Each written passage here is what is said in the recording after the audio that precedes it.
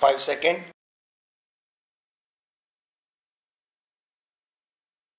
Start.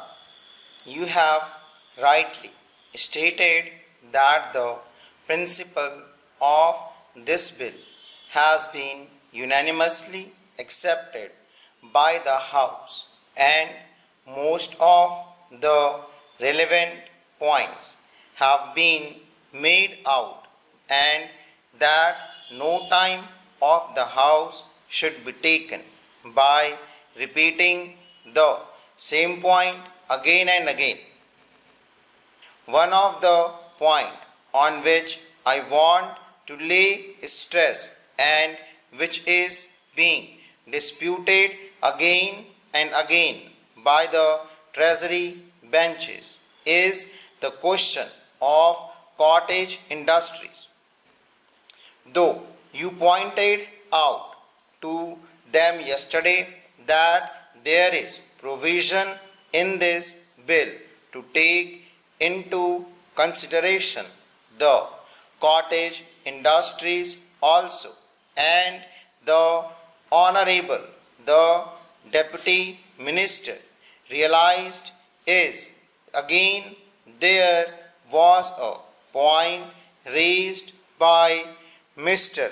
Siddhav today, and the Honorable Speaker, who was in the chair at the time, said that the scope of the bill is confined only to the consideration of protection to industries as against foreign industries, that is, to give protection to the indigenous industries as against imported goods, and the question of cottage industries does not come in here.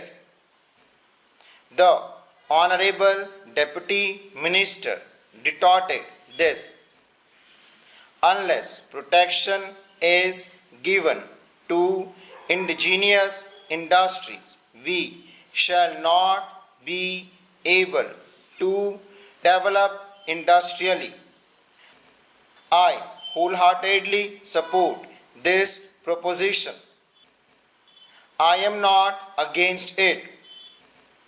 When I speak of cottage industry, I do not for a moment think that our country should not be developed on the same line as the other countries in the world.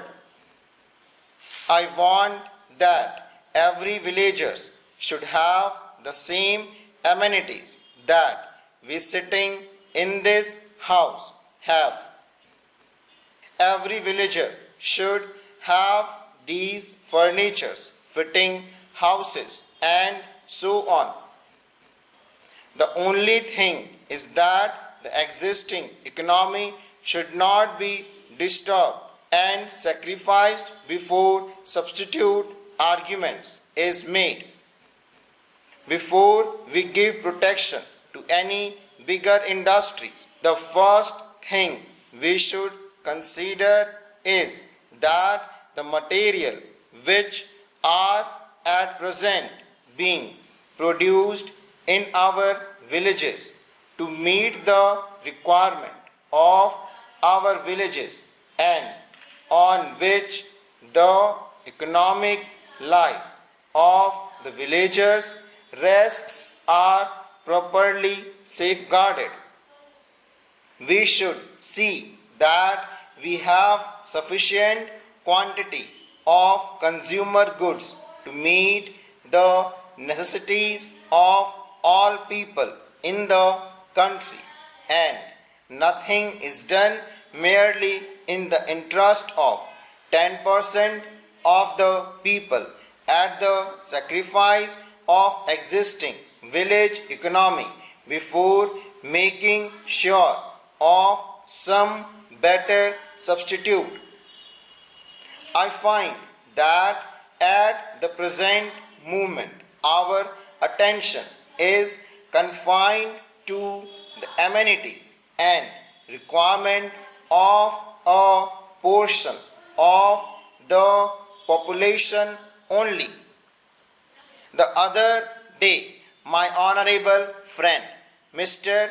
Krishnamachari, whom I regard as a great economist and who knows finance, etc., and looks to the interest of the country and gives very good advice, said that we do not want to go medieval age and the luxury of yesterday is the necessity of today, and that few articles which we import today from many foreign countries and the few industries which we are starting for recreation and amenities to the people should not be grudged.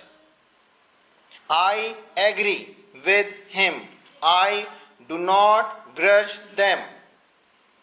But looking to the condition as it is today and the circumstances under which we are placed and over which we have no control, if we want to develop our country on the same basis as other countries have done industrially and otherwise, we do not have at our command all the necessary materials and we simply cannot do it with the speed we want.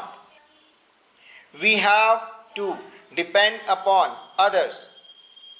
So, at least during the transitional period, it may be that the necessities of yesterday may have to be regarded as the luxury of today and for some time have to take to austerity to be squarely distributed. I welcome this bill most heartedly when I went through it, but when the deputy minister was speaking, he probably overlooked or gave scant attention to one point. I am referring to clause 12 in regard to the reference to the Commission on matters arising out of protection of the things mentioned. There are different sectors of the country's economy on which the Commission may inquire and report. Whenever we start new industry and give protection to them, this clause is always neglected. It should not be merely that the central government may also refer, but they must refer to this as one of the conditions under clause 14. When the Fiscal Commission recommends that this tariff commission should take so many points into consideration, the different sectors of the country's economy must be one of the point that must be taken into consideration. The other day there was a question about the acquisition of the Visakhapatnam shipping yard. When we had to pay rupees 2 to 3 crore for acquiring it, one of the point we took into consideration was the unemployment of 4,000 workers, and for keeping them in employment we suffered a loss in view of the agitation that was carried on. We sacrificed the existing necessary supply of the villagers and threw them out of employment without making any arrangement for their substitute requirement and without providing them with alternative employment. Full stop.